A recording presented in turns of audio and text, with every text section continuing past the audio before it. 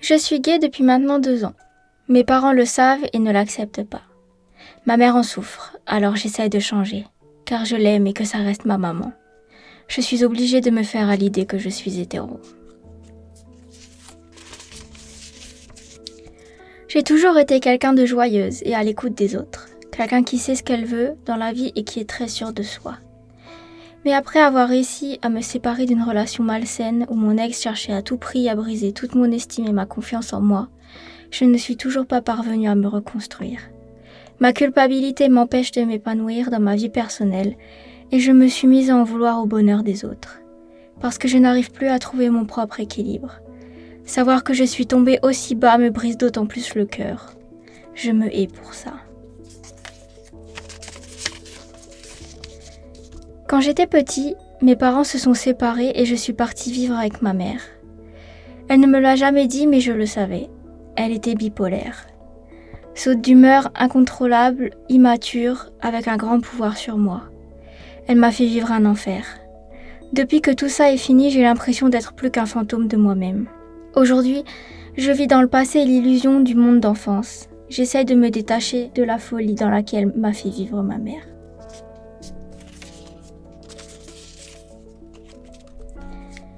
Je suis atteinte de trichotillomanie. Je m'arrache les cils et ça me fait du bien. Personne n'est au courant. Je n'ose pas aller voir un psy car j'ai honte.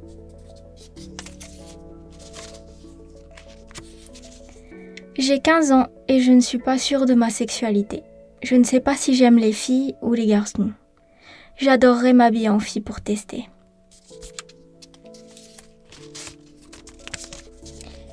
Mes parents ont divorcé et à mes 7 ans, mon père a tout simplement disparu. Aujourd'hui, il ne me manque pas, mais je m'attache très vite aux hommes plus vieux. N'importe qui en qui je pourrais voir une figure paternelle. Ça me fait mal. J'ai tellement besoin d'un père.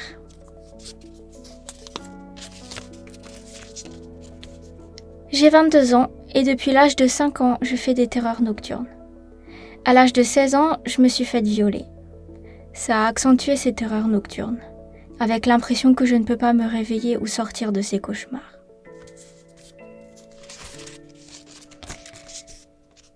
Lors de mes années collège, je suis tombée amoureuse d'une de mes meilleures amies.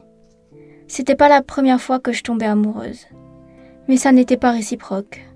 J'étais tellement malheureuse, je voulais absolument lui plaire. J'ai donc décidé de perdre du poids. Je suis tombée dans l'anorexie sévère et j'ai dû être hospitalisée d'urgence car je me laissais mourir. Pour elle.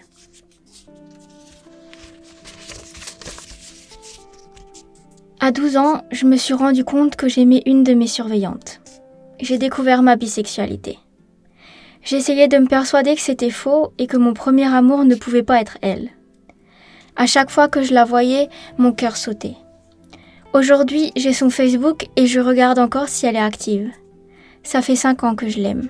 3 ans que je ne l'ai plus revue et j'ai le cœur en miettes. J'aurais préféré ne jamais la rencontrer, car mon amour ne sera jamais réciproque.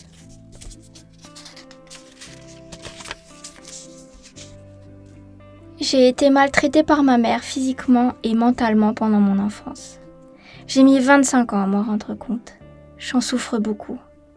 Ça m'a beaucoup impactée et affectée. Aujourd'hui, je n'aime pas ma mère et je voudrais qu'elle meure. Elle est toujours toxique avec moi et je n'arrive pas à couper les ponts.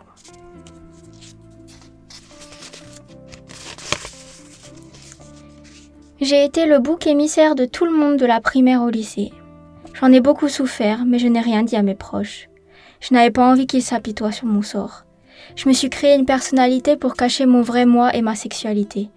À cause de ça, je vis une vie qui me déplaît chaque jour, incapable d'être optimiste sur ma situation ou mon futur. Je n'ai jamais connu ce que c'était que d'être réellement aimée. Je ne sais pas si je pourrais un jour avouer toute la vérité à qui que ce soit.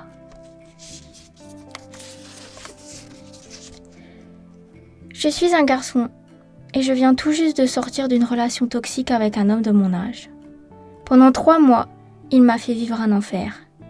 J'ai eu droit aux blessures corporelles, aux remarques qui m'ont affaibli mentalement, à l'enfermement, à de la jalousie, et il m'imposait aussi mes vêtements pour que je ressemble plus à un homme. Il m'empêchait d'être un enfant. Il m'a aussi violée à plusieurs reprises. Je n'ose pas en parler, j'ai peur de ce que les gens vont penser. Aujourd'hui, je pleure tous les jours. À cause de lui, mon trouble de l'anxiété s'est aggravé.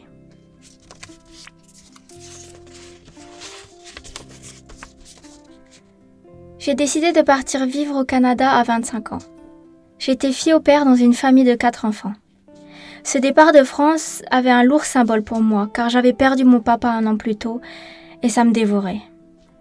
J'ai fait la connaissance des parents.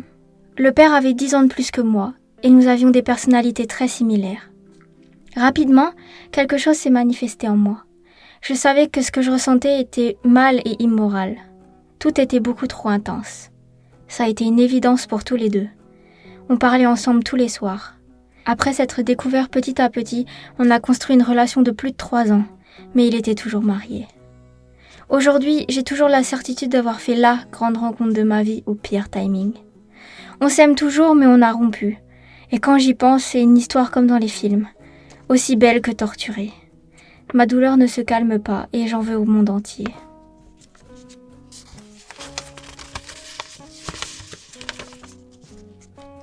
J'ai subi des attouchements répétés et des remarques malsaines de mon parrain pendant environ 7 ans.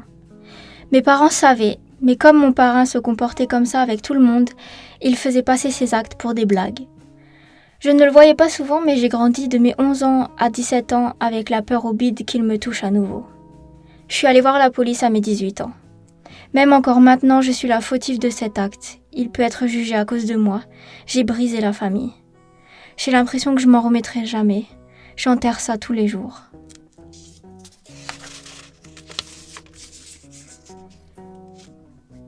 J'ai été violée par un ami de mon frère.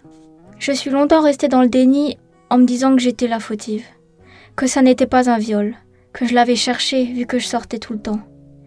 À mesure que les jours s'écoulaient, je me suis rendu compte de ce que c'était réellement, que ce n'était pas normal qu'un adulte qui t'a connu bébé abuse de toi.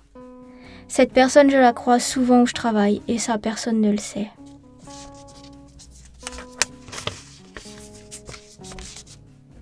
J'ai 27 ans. Ma maman m'a abandonnée à la naissance. À l'orphelinat, on m'a fait beaucoup de mal jusqu'à mes 6 ans.